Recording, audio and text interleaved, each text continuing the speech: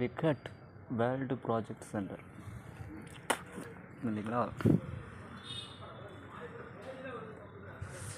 இப்படின்னு ஒன்று ஆரம்பித்து வச்சுருக்கேன். அதே மாதிரி இன்னொரு விஷயமும் இருக்குது. என்னென்னு சொல்லிக்கிறேன்.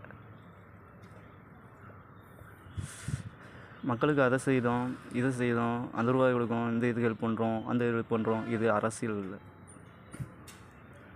புரியுதா? மக்களுக்கு மேலே இன்வெஸ்ட்மெண்ட் பண்ணுறோம், அவங்க மூலியமாக வரவுகளை உருவாக்குறோம்.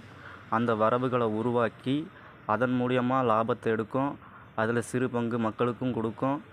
அதே சிறு பங்கை மெயின் அமௌண்ட்டை கவர்மெண்ட்டுக்கு கொண்டு வந்து கவர்மெண்ட்டோட டேக்ஸையும் கட்டுறோம்.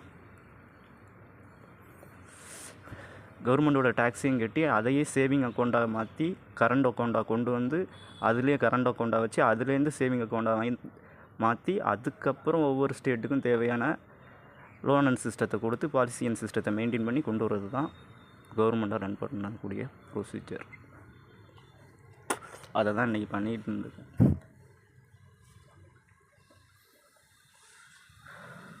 மக்கள் கையில் காசை தூக்கி கொடுத்துட்டா திருப்பி வருமா ஐயா ரிட்டனு? அதை வரத மாதிரியான இன்வெஸ்ட்மெண்டபிள் ப்ராஜெக்ட்ஸ் சும்மா கிடையாது இந்த ஓனர் கொடுக்குறது, புரியுதா?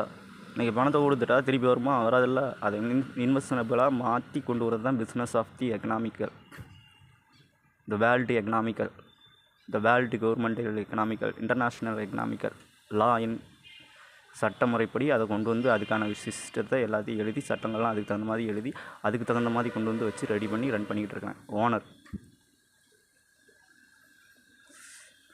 முதல்ல அது தெரியுமா உங்களுக்கு? சும்மா கொடுக்கறது கிடையாது, எல்லாத்தையும் எடுத்து என்னோடய சொத்துக்களை யாருமே அபகரிக்க முடியாது. எந்த வருஷத்துலையும் அபகரிக்கவே முடியாது. என்னோடய பேமெண்ட்டையும் எடுக்கவே முடியாது யாரும், என்னை தவிர.